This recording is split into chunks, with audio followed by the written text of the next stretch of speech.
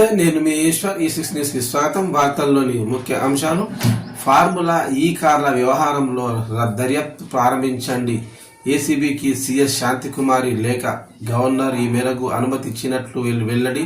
Formula ఈ కార్ల race వ్యవహారంలో పురపాలక శాఖ మాజీ మంత్రి, బీఆర్ఎస్ వర్కింగ్ ప్రెసిడెంట్ కేటీఆర్తో పాటు ఇతరులపై కేసు నమోదు చేసి దర్యాప్తు ప్రారంభించాలని రాష్ట్ర అవినీతి నిరోధక విభాగాన్ని రాష్ట్ర ప్రభుత్వం ఆదేశించింది. ఈ మేరకు రాష్ట్ర ప్రభుత్వం ప్రధాన కార్యదర్శి శాంతికుమారి మంగళవారం ఏసీబీ డీజీ విజయ్ కుమార్కు లేఖ రాశారు. ఫార్ములా ఈ కార్ల రేసు వ్యవహారంలో జరిగిన అవకతవకల విషయంలో మాజీ మంత్రి కేటీఆర్పై విచారణ నిర్వహించేందుకు అవినీతి నిరోధక చట్టం 2018లోని సెక్షన్ 17A కింద రాష్ట్ర గవర్నర్ విష్ణుదేవ్ వర్మ అనుమతి ఇచ్చారని తెలిపారు.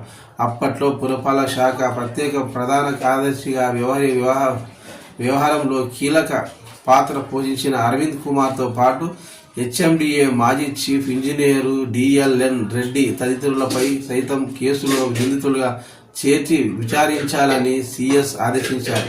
కేటీఆర్ తదితరులపై ఏసీబీ విచారణకు ఆదేశించాలని సోమవారం సీఎం రేవంత్ రెడ్డి అధ్యక్షతన జరిగిన రాష్ట్ర మంత్రివర్గ సమావేశంలో నిర్ణయం తీసుకున్న విషయం తెలిసిందే. నాటి మంత్రి కేటీఆర్ ఆదేశాలతోనే ఫార్ములా ఈ కారు రేసు నిర్వాహకులకు చెల్లింపులు జరిగినట్లు అరవింద్ కుమార్ ఇప్పటికే రాష్ట్ర ప్రభుత్వానికి వివరణ ఇచ్చారు. కాగా గవర్నర్ ఇచ్చిన అనుమతి లేఖతో పాటు అరవింద్ కుమార్ ఇచ్చిన వివరణ పత్రాలను సీఎస్ తన లేఖకు జత చేసినట్టు తెలిసింది. సీఎస్ లేఖ నేపథ్యంలో ఏసీబీ తక్షణమే కేటీఆర్ ఇతరులపై అవినీతి నిరోధక చట్టంలోని వివిధ సెక్షన్ల కింద ఎఫ్ఐఆర్ నమోదు చేసి దర్యాప్తు ప్రారంభించే అవకాశం ఉందని అధికారులు చెబుతున్నారు. ఈ మేరకు వారికి త్వరలోనే నోటీసులు జారీ చేయవచ్చని పేర్కొన్నారు.